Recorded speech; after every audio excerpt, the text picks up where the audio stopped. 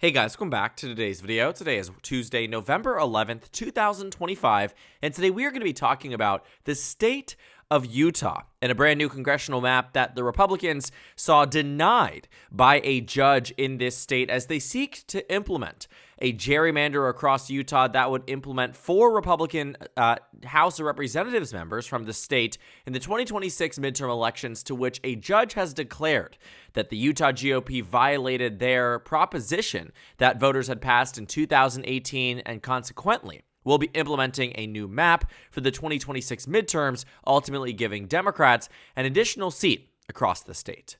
Now, what you might remember in context of Utah and our conversation a few months ago, talking about how Utah was going to see a new congressional map potentially depending on what this judge had decided. And in Utah, they use a nonpartisan way of choosing judges. Oftentimes, they are the most qualified judges you will find, in a statewide basis, because oftentimes, in many red and blue states, you're going to find that it is a partisanship thing. How much are you going to be aligned with the political party that currently rules the state? And so in the state of Utah, even though there are certainly way more conservative-leaning judges than not, it is of the case that it is times like this where you find that the prevailing understanding of the Constitution and agreement with what legal scholars, not just in Utah but across the nation, had come to conclusion upon after Republicans used their power in the state legislature to repeal a citizens-led referendum that implemented fair districts in Utah, was that Republicans undeniably gerrymandered the state after the 2020 census and did so to remove any chance of Democratic representation in the state of Utah. And while Utah certainly does have a reputation of being a red state, it is a state that Kamala Harris got nearly 40% of the vote in the last election. At really any example, at really any instance of what would be a fairer map, Democrats should have a seat in the state of Utah, regardless of what side of the aisle that you are on, if you're looking at this from a fair and objective measure. But obviously, states like to gerrymander. This is not new to American politics. It dates back as long as the country has existed. But as it pertains to what we've seen so far in Utah, the Republicans were given a warning from the judge who 2 months ago made that decision to strike down their congressional map and said, you now need to work with the new boundaries I am setting forward to you. And so the Republicans did.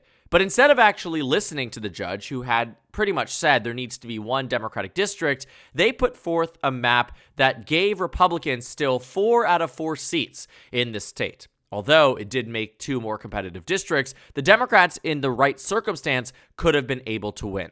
And it was something that we largely saw as a dummy-mander, something that Republicans probably were going to regret in the event that Democrats won 1 or 2 of the districts.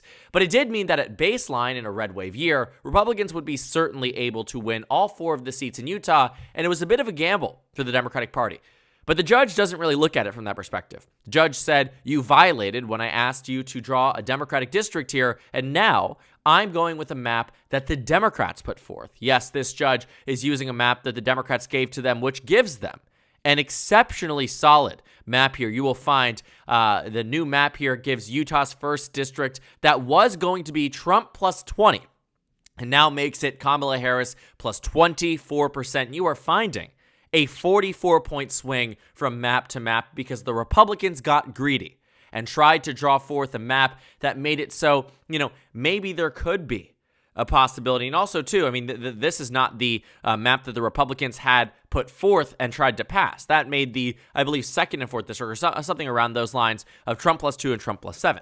But all of them were Donald Trump districts, and the judge did not seem to find that fair.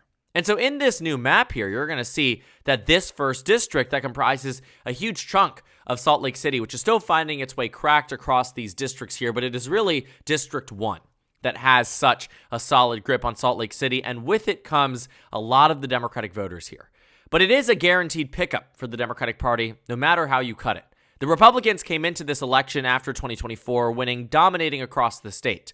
The big problem here that the Utah judge realized that I think may have come, far too late. This should have been settled in 2022 when this map was implemented, because in 2020, Democrats had a fighting chance in one of the districts. They could have won Utah's 4th district because in 2018 they did. Now, don't get me wrong, all 4 of these districts that were utilized in 2018 and 2020, which we saw as a much fairer map than what is currently implemented today, or I guess not anymore. But the point is that this 4th district was still undeniably a Donald Trump district and one that Democrats had not been able to win in any of their statewide races, save the 2018 House elections. And even then, it was by 1/4 of a percentage point. So in 2022, when the Republicans made it so every single district was voting to the right of the state, do you know how insane the gerrymander must be in order for that to happen? The point is, right around here is Salt Lake City, and they draw it in a way that ensured that Republicans were winning by at least 23 points in the state, and on the upper end, 31, 33, 34 points across the state. The point is, it was a Republican safe haven. And so now the Democrats get a guaranteed pickup in the state of Utah. The Republicans are fuming. Republicans in the state have moved to now impeach the judge over this redistricting map ruling, and they're trying to appeal to the Utah Supreme Court, which already seems to be not so willing to listen to what the Republicans in the legislature have to say here. I mean, this is a Supreme Court, sure, that is also partisan, but also is chosen through a nonpartisan means and already has shown signs that they are not aligned with the Utah Republicans in the legislature, and arguably that makes a lot of sense. Because the GOP has gone too far in the state, even some of these more nonpartisan judges fully do understand what this is. And when you understand about the type of Republican that, climbs to judicial power in the state of Utah, even if they are identified as nonpartisan, you are much closer to the Mitt Romney, John McCain era Republican rather than the present day more, activist judge style Republican that you see in the Trump era, those who are appointed by people like Governor Ron DeSantis and Governor Greg Abbott and Republicans across the country in state courts that sure would 100% side with the GOP every single, time they can, because that's just simply what the purpose is for. In Utah, that is not necessarily the case. And so while there is still a possibility the Utah Supreme Court does shoot down this map, it doesn't seem super likely, and because they already reversed this decision, sending it back down to this judge that they likely knew was going to be in opposition to the GOP, chances are it's not going to get that much further, up the ringer for the Republican Party. But the point here is that looking at this new map, this is what it pretty much does to where we are on the national stage. Adam Carlson put together this great spreadsheet that shows us exactly, what we've seen across the board here, how much Democrats have gained, how much Republicans have gained, and we're starting to see that it really is equalizing. Right? You look at some of the states that have passed Republican maps, Missouri, North Carolina, Ohio, and Texas, and the lower bound to Republican gains is 6 in those states, and the upper is 9.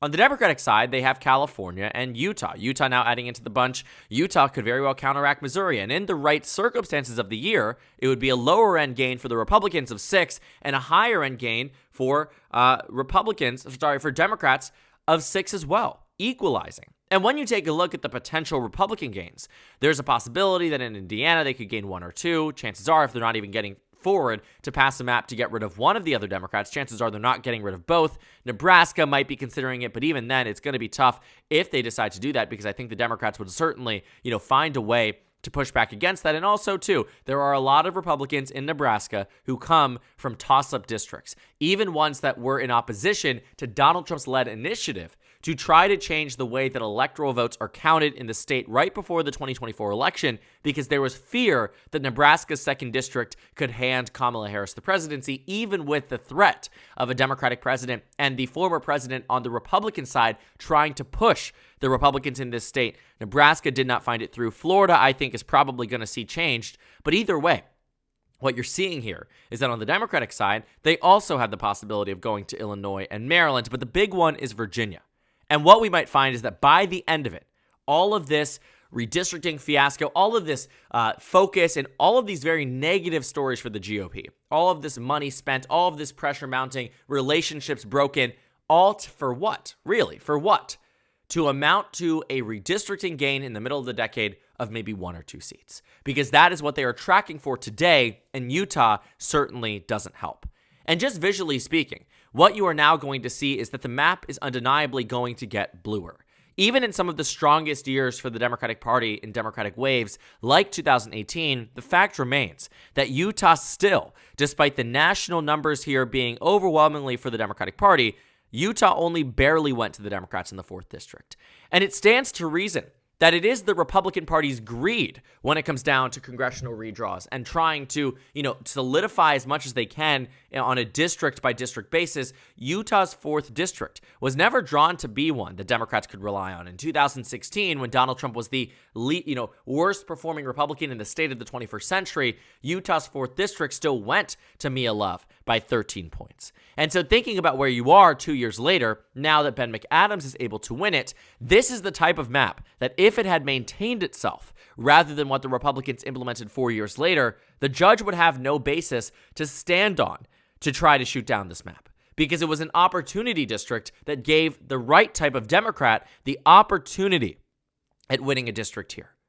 But because they went too far, and, even then, too, when you think about it, the 2018 map, if it went red in 2020, it certainly would have been red in 2022 and 2024, but because the Republicans were unwilling to run even in a remotely competitive district, which no doubt in my mind that given the circumstances on the national level of 2022 and 2024, that Utah 4th district would have been one that was won by at least 10 points on the Republican side. Either way, we'll get back to it. The point is, the Republicans went too far. And even judges that are ideologically more aligned with them than the Democrats still stand in and say, this is wrong. You violated what the voters wanted. They wanted an independent commission, and they wanted the recommendations from said independent commission to have been implemented by the Republicans in the legislature. And because the Republicans were so unwilling and so terrified of any type of congressional challenge, because I think they were very upset about this 2018 showing, I doubt they even expected that the 4th district would go to the Democratic Party. Some people expected it, but again, you're working with a district that for the months leading up to the election, Mia Love was winning until the final end, and then the Democrats barely scraped by.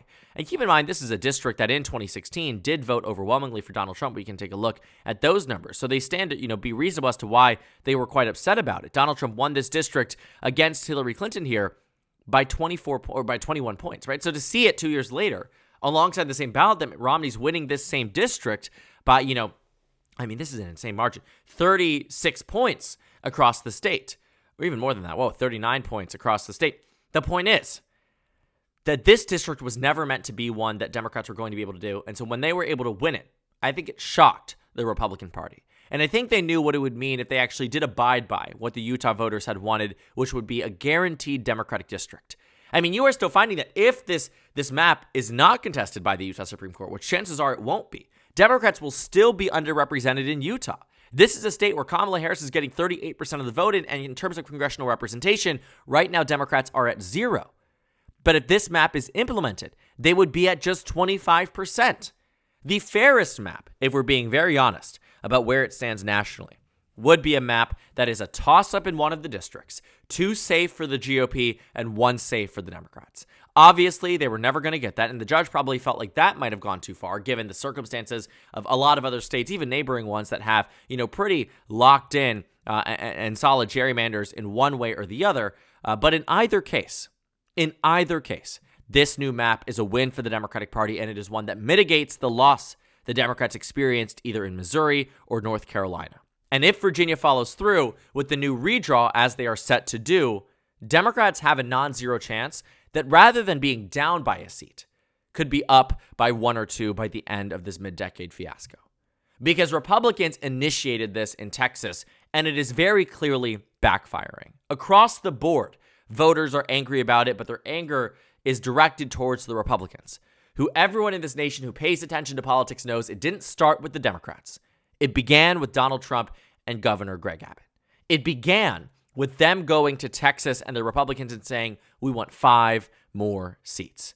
And then all hell broke loose. Democrats started suing. Republicans did too. They started looking at avenues to do a mid-decade redraw, and something that was previously seen as historically irregular became common practice in the 2020s. Became something that will be forever memorialized as this all-out battle between both political parties on the congressional level.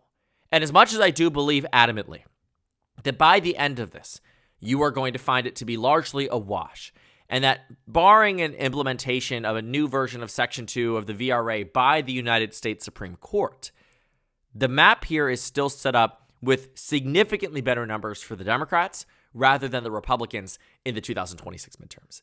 And it sets the Democrats up in a way that makes it so it is very, very probable, if not the likeliest outcome, that they win back House control in 2026.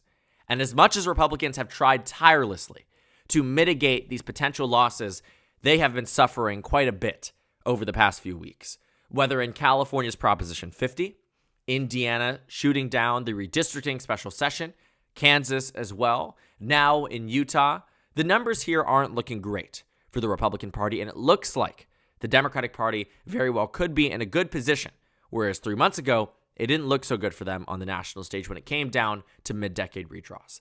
Because Democrats are learning that when you fight fire with fire, sometimes you win. And it looks like as it pertains to the 2026 midterms, Democrats are leaving nothing to chance across the board here. And this state in Utah only adds in as an additional state that helps the Democratic Party win additional seats in 2026. But to be quite honest, Republicans have nobody else to blame but themselves for this one.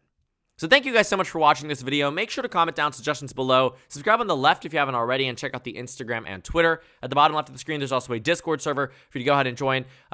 Top left, not bottom left, actually. There's an Instagram and Twitter for you to go ahead and check out. And on the screen, there's a video for you to watch, and then a playlist for my 2026 House election analysis videos. Again, thank you guys so much for watching, and I will see you all later today.